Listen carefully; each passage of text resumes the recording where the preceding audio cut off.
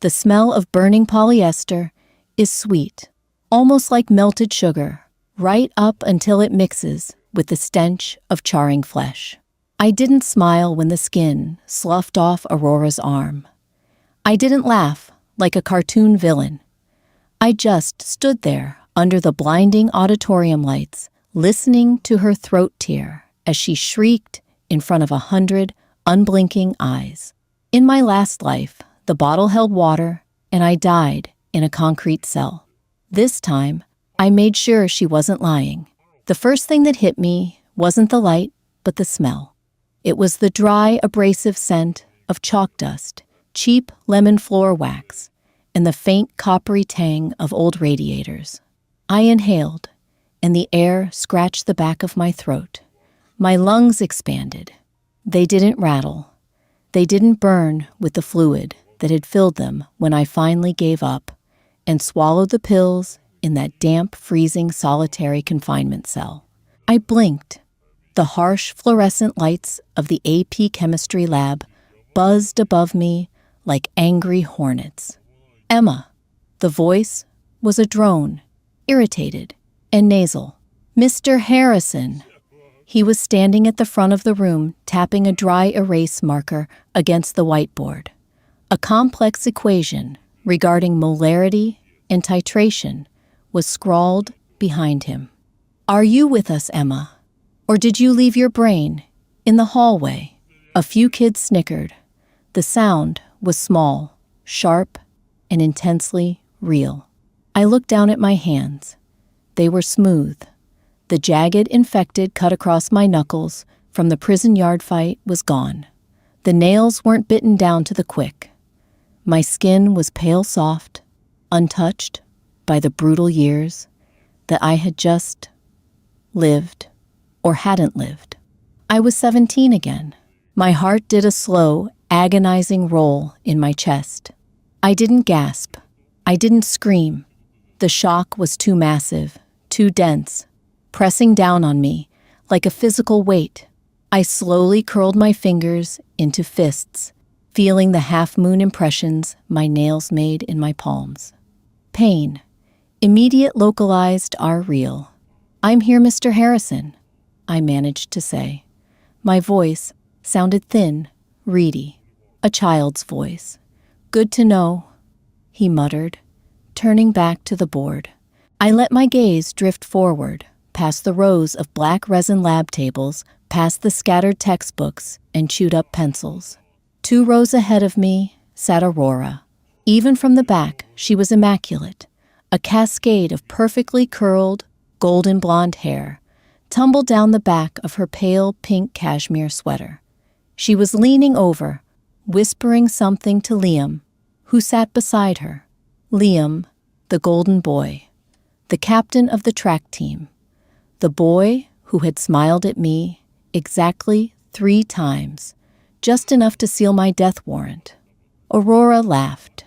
It was a soft, musical sound, engineered to be adorable. A cold sweat broke out across my ribs.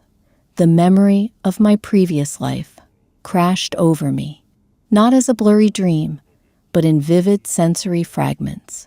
The texture of the rough wool blanket in cell block D, the taste of rust and cheap bleach in the drinking water, the sound of the judge's gavel slamming down, echoing off the oak paneling, sentencing me to 10 years for aggravated assault with a deadly weapon.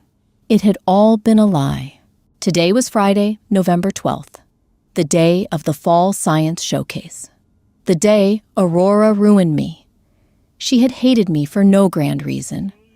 I was a scholarship student, quiet, practically invisible.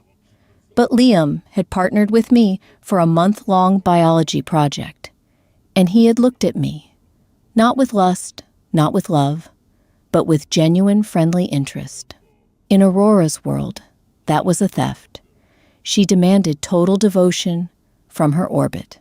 I was an anomaly, a smudge on her perfect glass window. Her plan in the previous life had been terrifyingly simple and ruthlessly effective. During the showcase, We were supposed to do a demonstration on stage. Aurora had filled a glass beaker from the acid cabinet with distilled water and a few drops of a mild chemical irritant that caused a rash. She had cornered me behind the heavy velvet curtains, thrust the beaker into my hands, and then screamed bloody murder. She threw herself onto the stage, in front of the front rows, 100 eyes. The teachers, the parents, the school board clawing at her face, screaming that I had thrown acid on her. The rash bloomed. The water soaked her clothes. Liam rushed to her side, and when the police arrived, he swore he saw me do it. He hadn't seen anything but Aurora's tears were a currency he couldn't resist. The school found the empty beaker in my hands. The narrative was written before I even opened my mouth. The jealous poor girl attacking the beloved campus Belle. I was expelled, arrested. My public defender was overworked and apathetic. Aurora's family hired a PR firm. The jury hated me. I spent 4 years in prison before I broke. The pills I hoarded under my mattress had tasted like chalk, just like the dust I was smelling right now. I stared at the back of Aurora's perfect head. The hatred I felt wasn't fiery. It wasn't a hot, raging inferno that made me want to jump over the desks and strangle her. It was cold. It was absolute zero. It was a heavy, dense block of ice sitting in the pit of my stomach. I survived hell, and the devil who sent me there was currently chewing on a pink pearl eraser. The bell rang, a shrill, jarring electric screech. The classroom erupted into the chaotic noise of chairs scraping and backpacks zipping. "Don't forget to prep your stations for the showcase at 3 o'clock, Mr. Harrison called out over the din. "I want the auditorium stage clear of all non-essential materials by 2:30. Aurora stood up, sliding her designer bag over her shoulder. She turned her blue eyes, scanning the room, until they locked onto me. The corners of her mouth twitched upward into a small, secret smile. The smile of a predator looking at a very slow rabbit.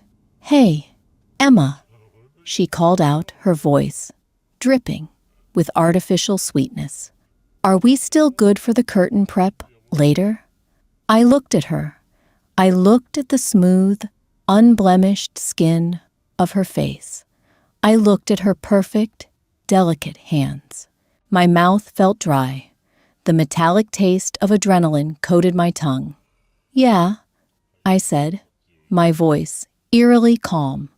"We're good." She nodded, turning away to loop her arm through Liam's. They walked out of the classroom together, a picture-perfect couple. I stayed in my seat until the room was empty. The silence settled around me, heavy and suffocating. I looked down at my hands again. They were trembling just a little, not from fear, from the horrifying realization of what I was about to do. In my past life, I was innocent, and I was destroyed. The world didn't care about truth. It cared about optics. It cared about who cried the loudest and who had the prettiest face. If I was going to be the monster in her story, I decided breathing in the scent of formaldehyde wafting from the back prep room, I might as well earn the title. The prep room behind the chemistry lab was small, windowless, and smelled permanently of sulfur and damp earth. Dust motes danced lazily in the single shaft of light spilling from the half-open door. It was 1:15 p.m. The school was at lunch. The corridors were echoing with distant shouts and the slam of metal lockers. But back here, it was as quiet as a tomb. I moved with a slow, deliberate caution. The rubber soles of my worn-out Converse squeaked softly against the linoleum, a sound that made my teeth grind together. I stopped and took off my shoes, leaving them by the door. The floor was cold through my socks. I walked over to the staging carts. There it was, Aurora's prop. It was a standard 500 milliliter borosilicate glass beaker, sitting inside a plastic secondary containment tray, exactly as Mr. Harrison's safety protocols demanded. I leaned in close. The liquid inside was crystal clear. To the untrained eye, it could be anything. Water, acetic acid, hydrochloric acid. I picked it up. It felt light, too light. Water has a density of roughly 1 gram per cubic centimeter. I swirled it gently. It moved fast, sloshing against the glass, with zero viscosity. It was water, diluted with whatever cheap irritant she had stolen from her dermatologist mother's cabinet. I set the beaker down. My fingers felt numb. The chemical storage cabinet was at the far end of the room. It was a heavy, yellow metal cage, secured with a thick master lock. In my past life, the police had accused me of picking this lock. They said I had a history of delinquency. They lied, but I knew how it was opened because Mr. Harrison was a creature of lazy habits. I reached under the heavy algae-stained terrarium, sitting on the counter by the sink. My fingers brushed against dried moss, then cold metal. I pulled out the small brass key. I walked over to the yellow cabinet. My reflection warped in the dented metal door. I looked pale. My dark hair was messy, my eyes wide and hollow. I looked like a ghost. Maybe I was. I slid the key into the padlock. It turned with a heavy, satisfying click. I pulled the heavy doors open. The smell hit me instantly, sharp, acrid, stinging the inside of my nose. The cabinet was packed with brown glass bottles and plastic jugs. My eyes scanned the labels until I found it on the bottom shelf. Sulfuric acid, H2SO4, 98% concentrated. I crouched down. The bottle was made of thick, dark amber glass to prevent light degradation. It was a 1-liter jug. I reached out and wrapped both hands around it. When I lifted it, my shoulders jerked. It was incredibly heavy, almost twice the weight of water. The dense, oily liquid shifted sluggishly inside the glass. I carried it over to the sink, my heart hammering against my ribs like a trapped bird. Every instinct, I had the instinct of the quiet, good girl who just wanted to survive high school, was screaming at me to stop, to go to the principal, to tell someone about Aurora's plan. But I remembered the principal's face in my last life, the look of disgust as he expelled me. I remembered the judge's cold eyes. I remembered the cold cinder block wall against my back as I died. No one would believe me. Aurora was the sun. I was the dirt. You don't take the dirt's side against the sun. I picked up Aurora's fake beaker. I dumped the water down the deep, chemical-resistant sink. I turned on the faucet, letting the water run for a long time, flushing away her pathetic little rash-inducing mixture. I shook the beaker dry, wiping the inside carefully with a Kim wipe, so no moisture remained. Mixing concentrated sulfuric acid with water is violently exothermic.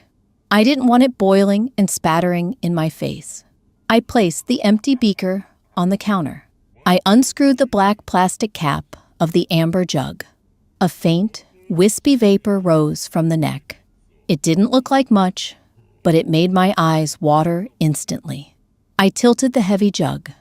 The acid poured out in a slow, thick, oily stream. It looked like syrup. It hit the bottom of the beaker silently. I filled it to the 250 milliliter line, exactly where Aurora had filled her water. I set the heavy jug down and capped it tightly. I looked at the beaker. It looked exactly the same. Crystal, clear, harmless. But as I leaned close, I could see the subtle difference. The liquid clung to the sides of the glass a little too long. It was dense, heavy. I reached out and lightly brushed my fingertips against the outside of the beaker. The glass was warm. Not hot, just slightly warm from reacting with the microscopic traces of moisture left on the glass. A wave of profound nausea washed over me. My stomach convulsed, and I had to grip the edge of the sink, dry heaving into the basin. A thin string of saliva dripped from my lips. I wiped my mouth with the back of my trembling hand. I was going to disfigure her. I was going to ruin her life, just like she ruined yours. A voice whispered in the dark corners of my mind. It sounded like my own voice, but older, dead. I picked up the beaker. It was noticeably heavier now. I placed it carefully back into the plastic secondary containment tray on the staging cart. I locked the yellow cabinet. I put the key back under the terrarium. I put my shoes back on. I walked out of the prep room, the smell of sulfur clinging to my clothes. I was no longer the victim. I was the executioner, and the guillotine was set. The auditorium was sweltering. The school's HVAC system had been broken since September, and the heat from the heavy theatrical spotlights beat down on the stage like a physical weight. It was 3:45 p.m. The showcase was in full swing. The first 4 rows were packed. The 100 eyes. The school board, the principal, the parents holding bulky cameras, the teachers taking notes. The rest of the auditorium was a sea of restless, murmuring students. I stood in the wings, hidden by the heavy, dusty maroon curtains. The fabric smelled faintly of mothballs and decades of sweat. My hands were shoved deep into the pockets of my oversized cardigan. My fingers were ice cold. On stage, a junior named Kevin was finishing up a sputtering demonstration of a homemade hovercraft. The polite applause rolled through the room, sounding like rain on a tin roof. Okay, get ready. I flinched. Aurora was standing right beside me. I hadn't even heard her approach over the noise of the crowd. She looked radiant. She wore her cheerleader uniform, a bright blue and gold synthetic blend pleated skirt, fitted top. It was tight, revealing, designed to draw every eye in the room. Her makeup was flawless. In her hands, she held the plastic tray with the beaker. She didn't look at the liquid. She didn't notice the slight sluggishness as it sloshed against the glass, or the sheer weight of it. She was too focused on her performance. When Mr. Harrison calls us out, Aurora whispered, her eyes fixed on the stage. You take the tray. We walk out together. When we get to the center, I'm going to trip over the microphone cable. You're going to drop the tray. I'll take care of the rest. She turned to me, her blue eyes hard and flat. There was no empathy there, no hesitation. She was about to casually destroy my life for a dramatic moment and a little extra attention from a boy. Got it, she hissed. I looked at the beaker. The heavy, oily liquid sat perfectly still. Got it, I said. My voice was a dead hollow thing. And next, for our chemistry department, Mr. Harrison's voice boomed over the PA system. Aurora May and Emma Collins will demonstrate an iodine clock reaction. Go. Aurora shoved the tray into my hands. The weight of it almost made me drop it immediately. The 250 milliliters of acid felt like a brick. My muscles tightened, adjusting to the load. I stepped out from behind the curtain, the harsh, blinding heat of the spotlights slamming into my face. The murmur of the crowd died down. I could feel the eyes on me.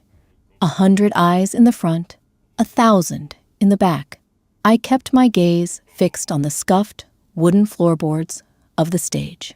Aurora walked slightly ahead of me, her hips swaying, a bright, captivating smile plastered across her face. She waved at the front row.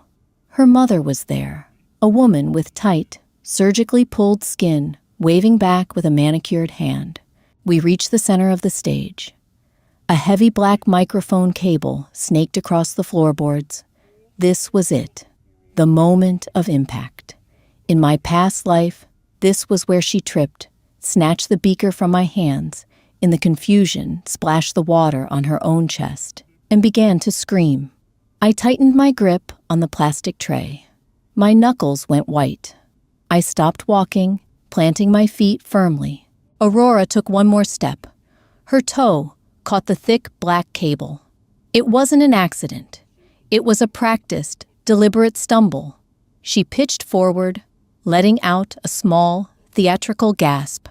As she fell, she twisted back toward me, her hands reaching out to grab the beaker exactly as planned. She expected me to freeze. She expected me to drop it. I didn't drop it. I held the tray perfectly steady. Aurora's hands clamped around the glass beaker. She ripped it from the tray with unnecessary force, because the liquid inside was twice as heavy as she expected. Her momentum was thrown off. She jerked the beaker hard toward her chest, anticipating a splash of harmless water. The heavy, oily liquid flew out in a thick arc. It hit her chest. It splashed up her neck. It splattered across the lower half of her perfect jawline. For a fraction of a second, there was nothing. Physics and chemistry have a lag. The liquid soaked into the synthetic blue and gold polyester of her uniform. The room was dead silent, anticipating the planned demonstration. Then the reaction began. Concentrated sulfuric acid aggressively dehydrates whatever it touches. It strips the water molecules directly out of organic compounds, leaving behind pure blackened carbon. The reaction is violently exothermic. It boils the water inside the flesh as it eats it. The first thing I saw was the smoke, a thin gray wisp curled up from Aurora's chest. The synthetic fabric of her uniform didn't just melt, it dissolved, bubbling violently, as it fused instantly with the skin underneath. The first sound Aurora made wasn't a scream. It was a wet, choking gasp. Her eyes went wide, not with theatrical panic, but with pure, unadulterated, mind-shattering agony. She dropped the beaker. It shattered on the stage, the remaining acid eating immediately into the varnish of the wood, hissing, like an angry snake. Then the scream tore from her throat. It was a sound I will never, ever forget. It wasn't human. It was the sound of an animal being torn apart alive. It ripped through the silent auditorium, vibrating the microphone stands. Ah, oh God, it burns. It's burning. She clawed at her chest. It was the worst thing she could have done. Her perfectly manicured hands smeared the thick, oily acid further across her skin. Where her nails scraped her chest, the charred, blackened skin sloughed off in wet, pulpy ribbons, exposing the raw, smoking muscle beneath. The smell hit the front row first. It was horrific. The acrid stench of sulfur dioxide mixed with the sweet, sickening smell of melting plastic, and beneath it, all the heavy metallic stench of cooking meat and burning hair. Pandemonium erupted. Chairs scraped violently backward in the front row. Aurora's mother stood up, her face frozen in a mask of incomprehension, before she began to shriek. "Aurora, Aurora!" Mr. Harrison rushed the stage, his face entirely devoid of color.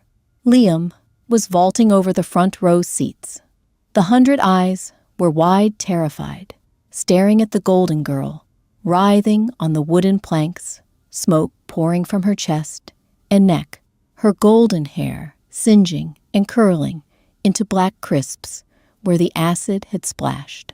"Water, get water," someone screamed. "No," Mr. Harrison bellowed, his voice cracking with terror. "It's a chemical burn. No water. Get the shower. Get the emergency shower." But the lab was down the hall, too far. The damage was done in seconds. The acid had already bored deep into her flesh, carbonizing the tissue. I stood perfectly still. The empty plastic tray dangled from my fingertips. I looked down at her. Aurora was convulsing now, her screams turning into ragged, wet gargles as shock began to take over her nervous system. Her beautiful face was twisted into a grotesque mask of agony, the left side of her jaw black and bubbling. Liam reached her, dropping to his knees, but he didn't touch her. He recoiled, gagging as the smoke hit his face. He looked up at me, his eyes wide with horror and accusation. The principal was dialing his phone, screaming at the operator. The auditorium was a cacophony of terror. Students were crying, fleeing the room. The teachers were shouting useless orders. I stood in the center of the chaos, entirely untouched. My heart wasn't racing anymore. The cold block of ice in my stomach hadn't melted, but the heavy, suffocating weight of my past life had finally lifted. I looked at the blackened, ruined flesh of the girl who had sent me to my death. I didn't feel triumphant. I didn't feel heroic. My stomach roiled with the stench of her burning skin, and I knew I would have nightmares about that sound for the rest of this second life. I was a monster now, too. The acid had burned away my innocence, just as surely as it had burned away her beauty. But as the principal tackled me, pinning me to the floor, screaming that I was insane, I closed my eyes against the harsh glare of the spotlights. For the first time in 2 lifetimes, I felt completely in control. Principal Davy's knees crushed my spine into the varnished stage floor.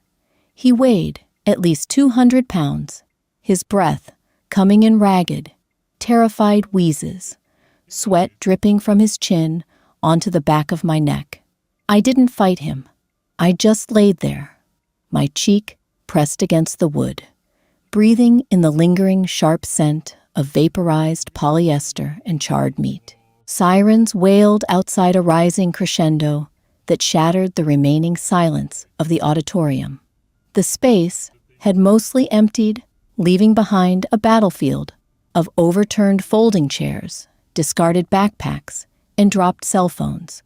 100 people had been recording 100 different angles of Aurora, intentionally tripping and ripping the beaker from my hands. The cops didn't treat me like a frightened teenager. They treated me like an active shooter. Rough hands hauled me up, yanking my arms behind my back. The cold metal of the handcuffs bit into my wrists with a specific, undeniable pinch. It was a terribly familiar pain.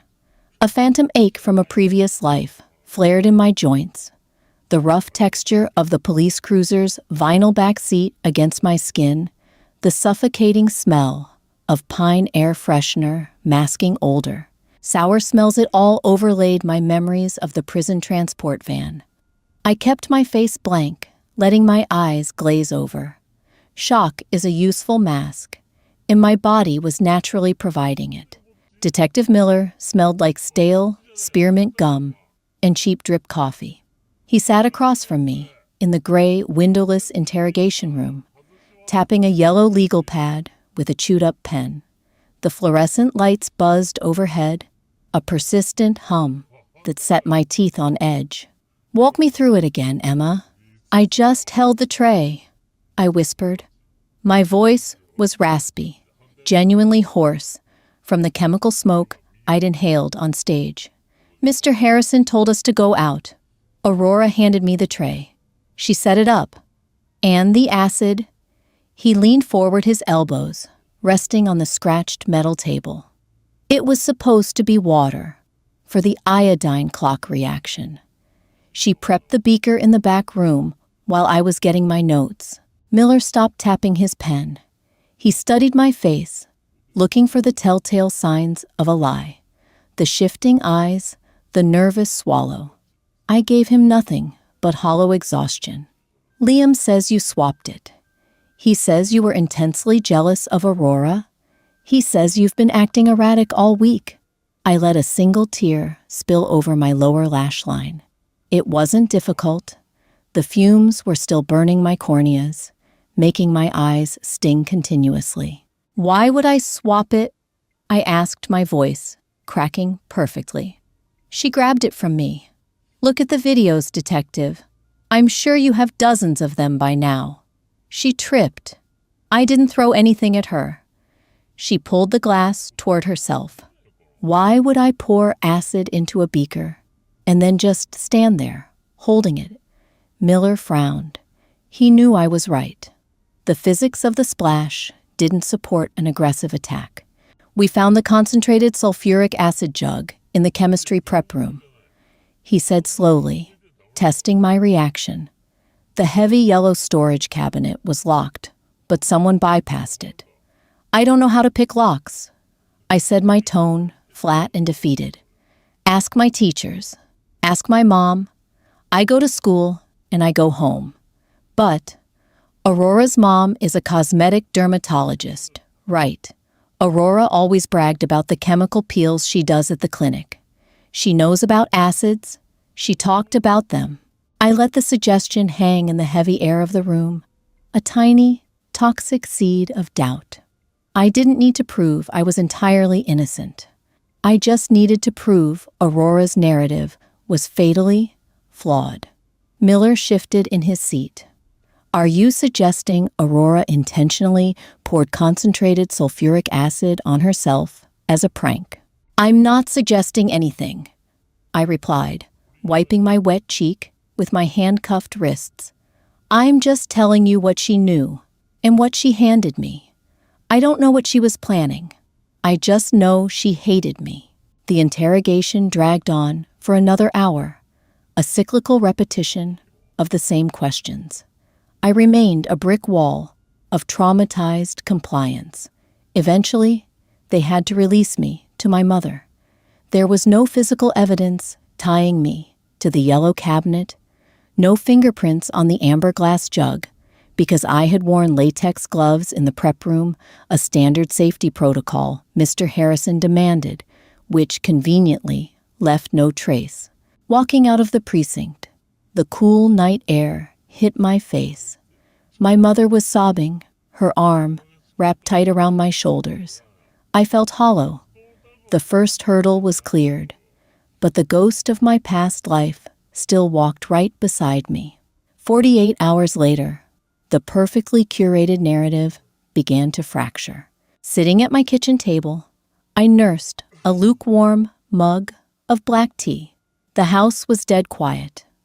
My mom had taken a leave of absence from her shift at the diner, currently sleeping off the exhaustion of sheer panic in her bedroom. The only sound was the low drone of the local news channel on the small television resting on the counter. Liam's heroic statement was falling apart at the seams. He had rushed to the police immediately after the incident, eager to play the devastated knight, claiming I had explicitly threatened Aurora in the hallways. But the police had confiscated nearly 40 cell phones from the students in the front rows. The high-definition videos were everywhere, now leaked to local blogs, and circulating in group chats faster than the administration could suppress them. The footage was damning. It showed Aurora's deliberate, practiced stumble over the thick black microphone cable. It captured her theatrical gasp, a sound made before she actually began to fall. And most importantly, it showed the violent, aggressive way she snatched the glass beaker from my perfectly still hands. I watched the news anchor, a woman with stiff hair and sympathetic eyes, detail the latest developments. Police sources indicate that the investigation has shifted focus. The anchor announced her tone grave. Forensic teams executed a search warrant on Aurora May's school locker yesterday afternoon. While they did not find any corrosive chemicals, authorities reportedly discovered a small, empty vial of a severe topical irritant, a substance known to cause localized rashes, mimicking the appearance of chemical burns. I took a slow sip of my tea. The liquid was bitter, coating my tongue. The police had also pulled the deleted text messages from Aurora's phone, retrieved via a cloud backup her PR-obsessed family hadn't thought to scrub. Texts sent to Liam during third period, just hours before the showcase. Just wait until the stage prep. She's going to look so psycho. I'll make sure she's expelled by Monday. Liam knew. He knew about the fake prank. He was entirely complicit in the plan to frame me with the irritant.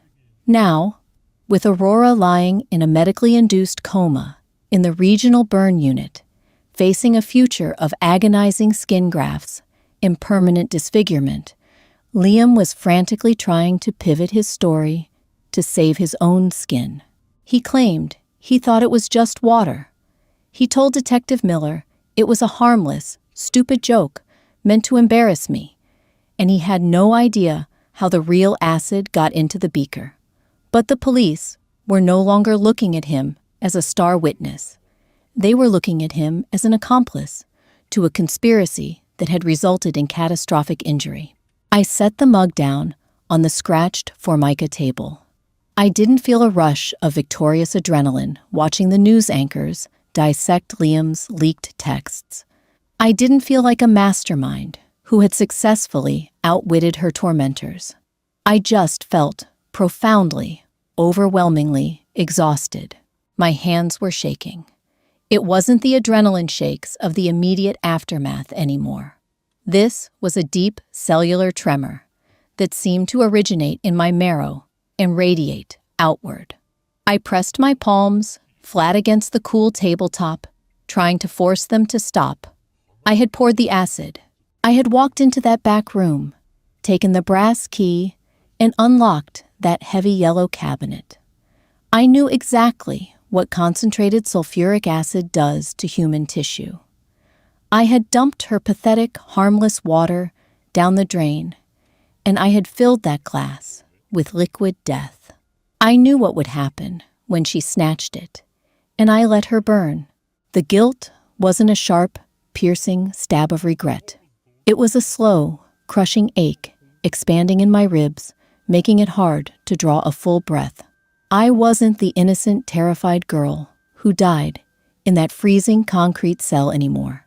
That girl was gone buried under 4 years of false imprisonment and a fistful of chalky pills. I was a survivor now, and survival, I was learning, is an ugly, brutal thing that requires you to carve pieces out of your own soul. My phone vibrated on the counter, a harsh buzzing sound that made my chest tighten. An unknown number flashed on the cracked screen. I let it ring. It buzzed again and again. Finally, I reached out my fingers, trembling slightly, as I swiped to accept the call. "Hello," I said, my voice barely above a whisper. "Emma." The voice was thick, wet, and ragged. It sounded like it was being pushed through a throat full of gravel. It took my brain a second to process the sound, to match the ruined acoustics to a face. "Liam." "They suspended me." He choked out his breath, hitching audibly. "The police were just here, at my house. They took my laptop. They took everything." I remained silent, staring at the faux wood grain of the table. "You did this," he whispered, the panic in his voice morphing into a raw, desperate venom. "I don't know how you did it, or when you swapped it, but I know you did it." She wouldn't have done that to herself. She wouldn't. She tripped Liam. I said, my tone flat, completely devoid of any inflection. "You saw it. Everyone saw it. She told me what she was going to do." He yelled the sound, distorting the phone's small speaker. "It was just water. It was supposed to be a joke. You ruined her life. And what were you going to do to mine?" I asked softly. The line went dead quiet. The hum of the refrigerator kicked on, filling the space in the kitchen. When she threw herself on the stage, screaming that I attacked her, I continued my voice, steadying the cold ice in my stomach, freezing over the trembling in my hands. When the police asked you what happened, what were you going to say, Liam? Were you going to tell them it was a prank? Or were you going to point at me and nod? He didn't answer. The silence was absolute heavy, with the weight of the perjury he had fully intended to commit in my past life. The perjury that had stolen a decade of my freedom. "Don't call me again," I said. I ended the call and blocked the number. I stood up from the table, taking my cold tea to the sink and pouring it down the drain. The dark liquid swirled around the metal grate before vanishing into the pipes. The truth was, Liam was right. I had ruined her life. I had replaced the fake danger with the real thing. But as I looked at my reflection in the dark glass of the kitchen window, at the bags under my eyes, and the pale, haunted set of my jaw, I knew I would do it again. I would pour the acid 1,000 times over before I let them put me back in that cell. The game wasn't over. The police were satisfied with Aurora's premeditation for now, but the actual source of the acid transfer was still a missing piece of the puzzle. Detective Miller wasn't stupid. He was just lacking evidence. I needed to ensure that no evidence ever materialized. I needed to clean up the microscopic traces I left behind, and I needed to deal with Mr. Harrison, the only person who knew exactly how much sulfuric acid was supposed to be in that amber jug. Monday morning air hung thick with the smell of industrial pine cleaner and damp concrete. I stood outside the high school's east entrance at 5:45 a.m. The sky was the color of bruised plums, heavy and low, pressing down on the frosted rooftops of the suburban sprawl. My breath plumed in the freezing air, disappearing quickly into the fog. Mr. Miller, the head custodian, always propped the heavy metal side door open with a rubber wedge while he dragged the weekend trash out to the dumpsters. He was doing it right now, his thick canvas jacket zipped to his chin. Earbuds jammed in as he hummed loudly to something with a heavy, repetitive bass line. I slipped inside the moment his back was turned. The ambient heat of the building hit my face, immediately dry, oppressive, and smelling faintly of stale cafeteria oil. My heart hammered a frantic, uneven rhythm against my sternum. If I got caught, now the carefully constructed narrative would fracture and flip right back onto me. I needed to handle the chemical logbook. The police hadn't confiscated it on Friday because they weren't looking for a stolen weapon anymore. They were entirely focused on the leaked texts and the accidental backfire of Aurora's own prank. But Mr. Harrison would look. He was deeply, neurotically paranoid about his pension and his tenure. When he saw exactly 250 milliliters of 98% concentrated sulfuric missing from his personal inventory ledger, the panic would override his laziness. The chemistry wing was dead silent. My sneakers made soft, rubbery squeaks on the freshly buffed linoleum, a sound that grated against my frayed nerves. I reached the prep room. The door was unlocked. Mr. Harrison's chronic negligence was a weapon I was wielding for the second time in 4 days. I stepped inside. The lingering phantom smell of sulfur and formaldehyde coated the back of my throat, making me want to gag. I didn't turn on the main fluorescent lights, relying instead on the weak, grayish street lamp light bleeding through the high, frosted window. I went straight to his cluttered desk. The logbook, a thick, green, canvas-bound ledger, sat half-buried under a stack of ungraded lab reports. I pulled it free. The pages were stiff, smelling of old paper and dust. I flipped to the most recent entry. There it was, in his cramped, slanted handwriting: sulfuric acid, 98%, 1,000 milliliters, seal broken, November 1st. He hadn't used it all semester. The missing volume would be glaringly obvious the second he lifted the amber jug. I pulled a blue Pilot G2 gel pen from his acrylic pencil cup.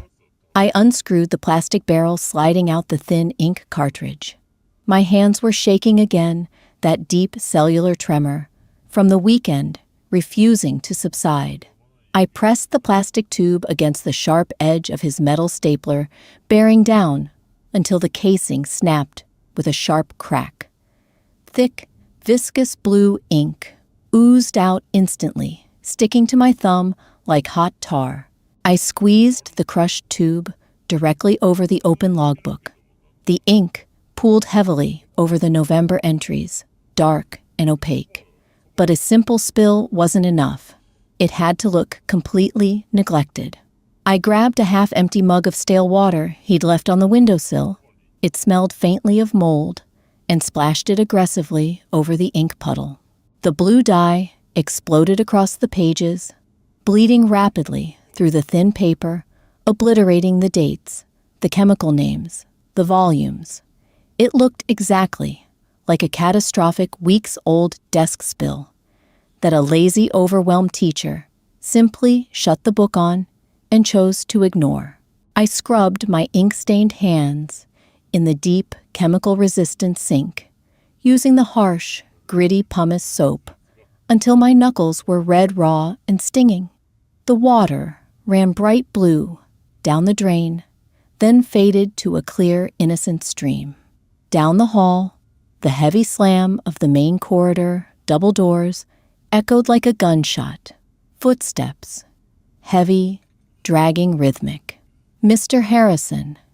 He always came in early on Mondays to set up the complex distillation labs. Panic spiked, sharp and hot behind my ribs. I dried my hands frantically on my jeans, shoved the broken pen casing deep into my jacket pocket, and ducked behind the towering stack of empty cardboard supply boxes near the back exit. The prep room door swung open. Mr. Harrison flipped the light switch. The sudden, brutal glare of the overheads made my eyes water. He let out a long, wheezing sigh, dropping his battered leather briefcase onto a stool. He didn't look at the desk. He walked straight toward the yellow chemical cabinet, pulling a heavy ring of brass keys from his belt. He opened the heavy doors. I held my breath, my lungs burning, pressing my back so hard against the cold cinder block wall, I could feel the rough mortar grinding through my thin sweater. He reached down. He picked up the amber jug of sulfuric acid.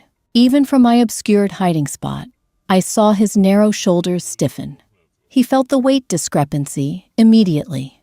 He hefted it slightly, up and down, a deep frown, pulling at his sallow, unshaven cheeks. He turned slowly, looking toward his desk, toward the green ledger sitting conspicuously in the spreading puddle of blue-black ruin. He walked over. I heard the wet, tearing sound as he forcibly pried the soaked, glued-together pages apart. "Son of a..." He muttered, his voice tight and breathless. He knew. He didn't know who, but he knew his inventory was compromised, and his safety records were utterly destroyed. He stood there for a long, agonizing minute. Then he did exactly what I had gambled my entire future on. He carefully closed the ruined ledger, walked back to the yellow cabinet, locked it tight, and sat down at his desk, burying his face in his trembling hands. He was terrified. I slipped out the back door while he was paralyzed by his own cowardice. First period. Biology was a masterclass in silent ostracization. I walked into the classroom just as the final bell shrieked, clutching my worn notebook tight against my chest.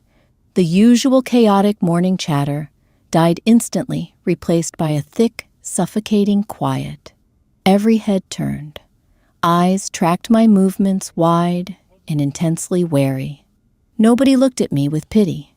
They looked at me like I was a live wire violently dancing in a puddle of water. I took my usual seat in the back row. The chair next to me, Liam's chair, was conspicuously empty. The administration had suspended him indefinitely, pending the police investigation into his leaked text messages. The golden boy was currently locked in his suburban house, watching his athletic scholarships burn down right alongside Aurora's skin. I opened my notebook. My handwriting from last week looked like it belonged to a completely different species. Round, neat, eager to please. Now, my grip on the ballpoint pen was so brutally tight, the plastic dug deep into my calloused skin. "All right, class," Mrs. Gable said, her voice overly loud, desperately, trying to artificially inflate the dead room's energy. "Turn to page 114, cellular respiration." I stared at the textbook diagram of the mitochondria, but the shapes blurred together. I was exhausted.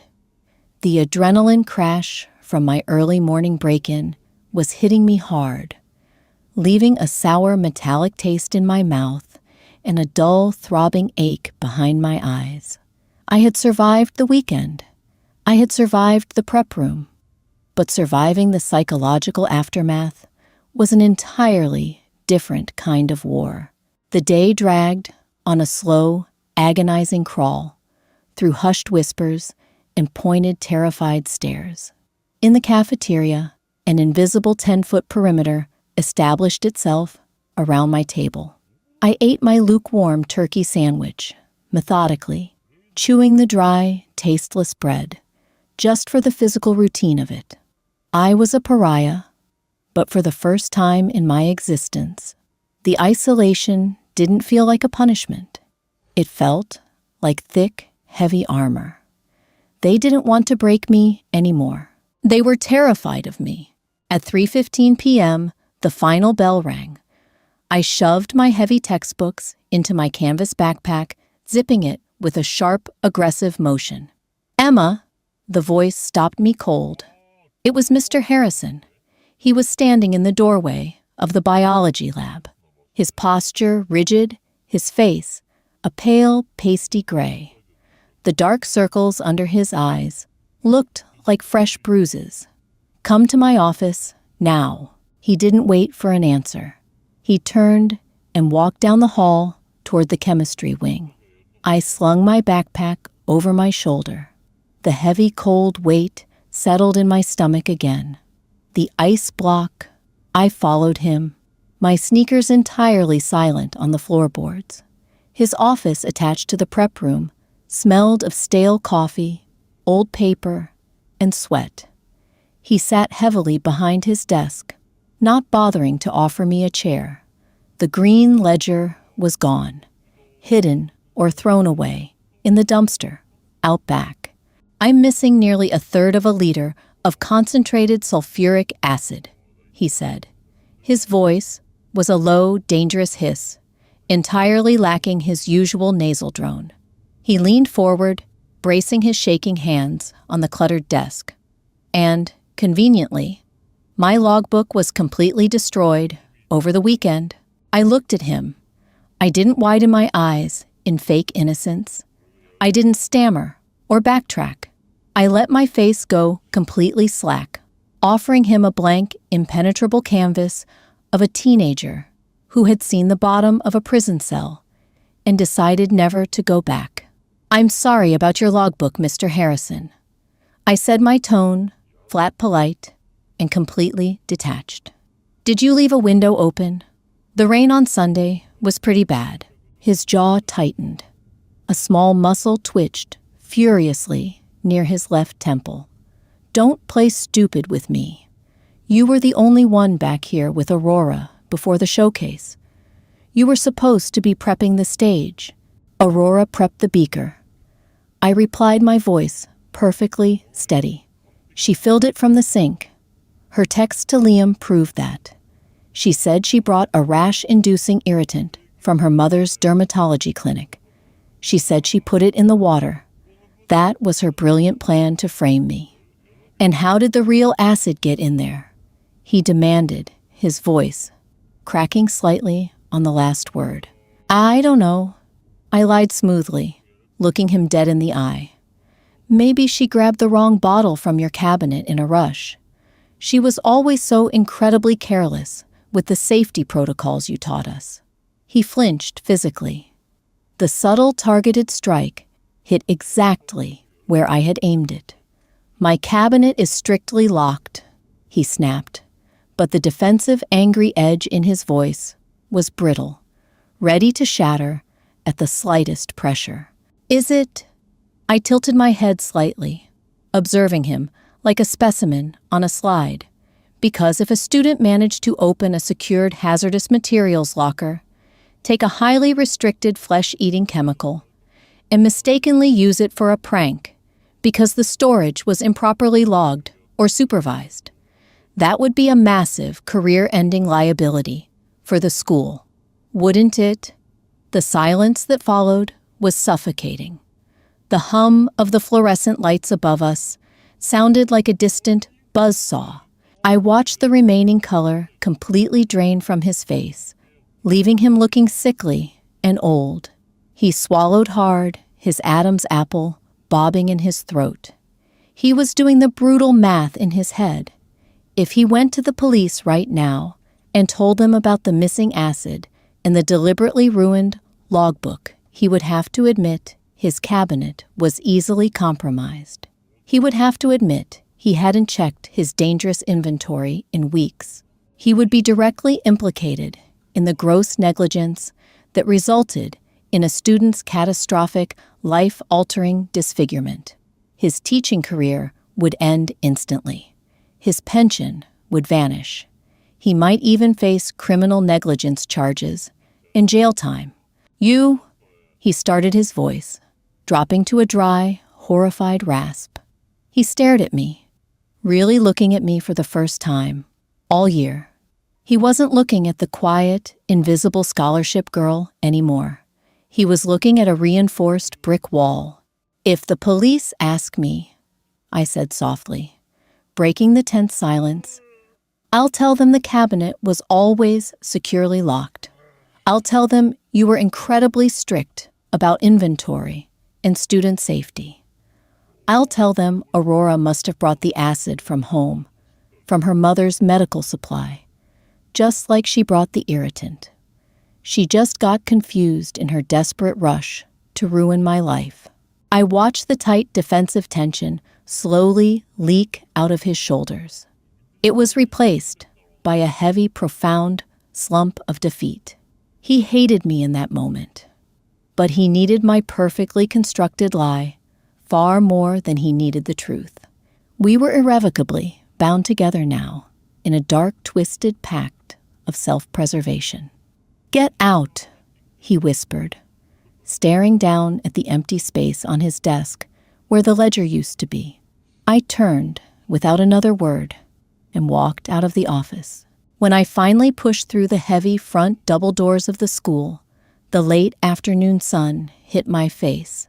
It was blindingly bright, casting long, sharp, distorted shadows across the wide concrete steps. I took a deep, shuddering breath. The air smelled of distant exhaust fumes and the sharp rot of decaying autumn leaves. It smelled like harsh, unfiltered reality. I walked down the steps, my boots hitting the pavement with a steady, rhythmic thud. I had traded the freezing concrete cell of my past life for a completely different kind of prison, a prison of closely guarded secrets, of calculated cruelty, of carrying the unbearable, crushing weight of what I had done to survive. I looked down at my hands. They were smooth, pale, completely unblemished by prison fights or handcuffs, but internally, underneath the skin, they were stained a permanent, indelible black. I was free. I was alive. And I would never, ever be a victim again. Rain slashed against the reinforced glass of the fourth-floor waiting room.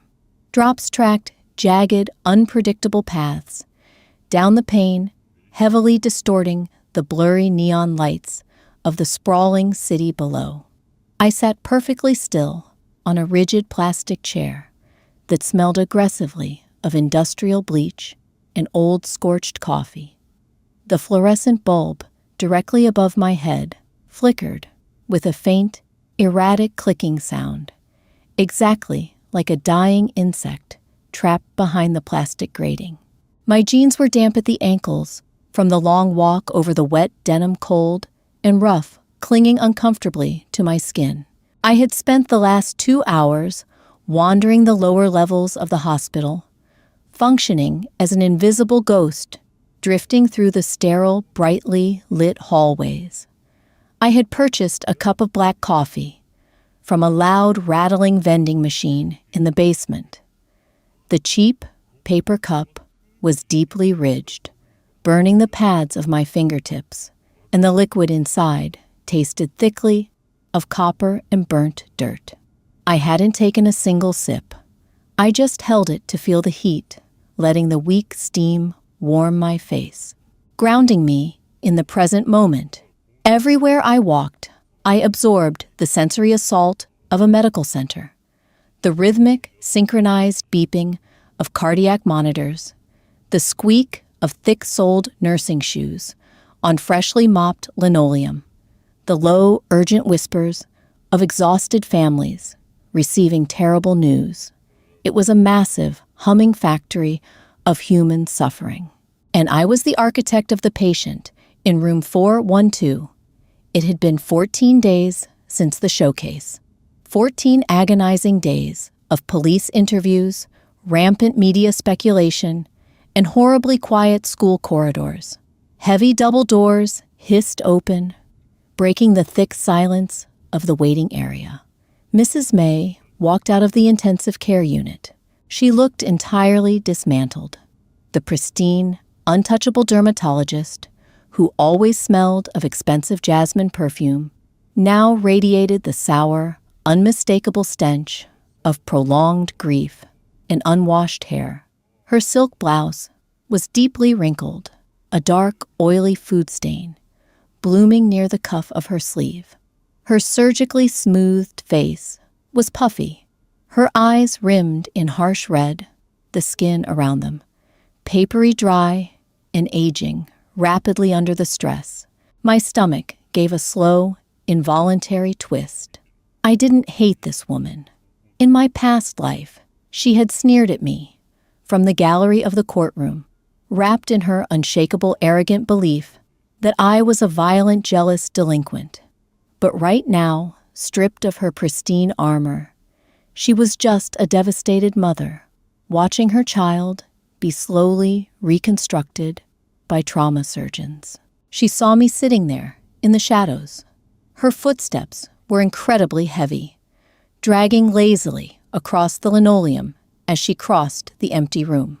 She collapsed into the plastic chair right beside me, her breath shuddering out in a ragged, wet sigh that vibrated in her chest. "Emma," she rasped.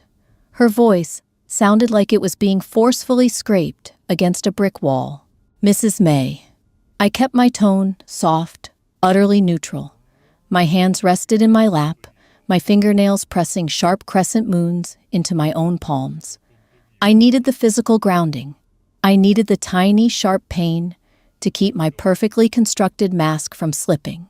"They took the heavy bandages off her face today," she whispered, staring blankly at the beige wall opposite us. Just to check the graft adherence on her lower jaw. They took the skin from her thigh. It doesn't look like her. It doesn't look human." A cold, metallic taste flooded the back of my mouth. I swallowed it down forcefully. "I'm sorry," I said. It wasn't a lie. I was genuinely sorry that my absolute survival required this terrifying level of brutality. I was sorry the universe had forced me to choose between my own life and her daughter's face. Mrs. May turned to me. Her hands, usually adorned with heavy glittering platinum rings, were entirely bare. and trembling. She reached out and grabbed my wrist. Her grip was startlingly weak, her fingers icy cold and clammy. Liam told the police everything, she whispered, hot tears finally spilling over her lashes, tracking quickly through the oily residue on her hollow cheeks. The text messages. Her ridiculous plan. She brought a vial of trichloroacetic acid from my clinic, a low-grade chemical peeling agent. She was going to splash it on herself and blame you. I kept my breathing slow measured and perfectly even. I know, she was so stupid, so incredibly, maliciously stupid. Her grip tightened slightly on my wrist, a desperate anchoring hold in a sea of chaos. The police think she went into that back prep room, panicked, and grabbed the wrong bottle from Mr. Harrison's storage cabinet. Because he left it unlocked. Because he never checked his inventory. She grabbed industrial sulfuric instead of her little glass vial. My chest remained perfectly still. The lie had rooted beautifully. It had grown into a massive, tangled oak tree, shading everyone from the impossible, horrific truth. Mr. Harrison had eagerly corroborated the theory, to save himself from criminal negligence, insisting the cabinet lock had been faulty for months. Liam was publicly painted as the cowardly accomplice to a childish prank gone horrifically wrong, and I was the traumatized, innocent bystander. I'm so deeply sorry, Emma. Mrs. May sobbed, her forehead dropping heavily to rest against my shoulder. Her hair smelled like stale hospital air and absolute despair. She wanted to ruin you over a stupid boy, and she destroyed herself. I'm so sorry you had to be standing there when it happened. I sat there, a stone statue in the flickering fluorescent light. I let the mother of my tormentor weep onto my shoulder, apologizing directly to the monster who had deliberately poured the acid. I slowly lifted my right hand and placed it gently on her trembling back. The fabric of her blouse was paper thin. I could feel the fragile bird-like ridge of her spine shifting as she cried. "It's over now," I murmured, staring at the rain violently lashing against the black glass. "It's over." Spring arrived with the heavy organic scent of thawing mud, crushed dandelion weeds, and warm rain on asphalt. The high school felt entirely hollowed out, carrying a permanent nervous vibration in the rusted metal lockers and echoing stairwells. The administration had desperately tried to artificially inject morale back into the student body with forced pep rallies and extended lunch periods. But the effort was entirely useless. We were a functioning graveyard, wearing a fresh coat of bright paint. Mr. Harrison had retired early in March, citing severe medical stress. He had cleared out his desk in the middle of the night, leaving the heavy yellow chemical cabinet behind, like a cursed artifact. Graduation day was a suffocatingly humid afternoon in early June. The air was thick, sticking to the back of my neck like a hot, wet towel. I stood in the alphabetized holding area, behind the football bleachers, the cheap synthetic polyester of my black graduation gown, scratching uncomfortably against my bare arms. The rough texture instantly brought back the sickening sweet smell of melting uniform fabric. I squeezed my eyes shut, forcing the phantom odor out of my sinuses with a sharp exhale. The principal's voice droned over the distorted buzzing PA system, a monotonous, tired hum calling out names one by one. I opened my eyes and looked at the neatly arranged rows of folding chairs set up on the green turf field. Liam was sitting 3 rows ahead of me. He looked physically smaller, his once broad shoulders perpetually hunched forward. The lucrative track scholarships had evaporated into thin air the moment the police released the grim details of his direct involvement in Aurora's original malicious plot. Top-tier universities didn't want the PR nightmare of a convicted accomplice on their rosters. He was attending a small local community college in the fall. He glanced over his shoulder, his eyes meeting mine for a fraction of a second. There was absolutely no hatred left in his expression. It was entirely hollowed out by pure, unadulterated fear. He turned back around quickly, staring rigidly at the toes of his scuffed dress shoes. "Emma." I stepped out of the line, walking slowly toward the wooden stage. The dry grass crunched softly beneath the soles of my boots. I walked up the metal steps, the thin aluminum vibrating under my weight. The principal handed me the padded leather folio containing my diploma. The faux leather felt warm and slightly greasy from the humidity. He offered a tight, practiced smile that didn't come close to reaching his eyes. "Congratulations," he muttered. "Thank you," I replied. My voice was incredibly steady, a grounded, gravelly sound that didn't belong to an 18-year-old high school senior. I walked down the opposite side of the stage.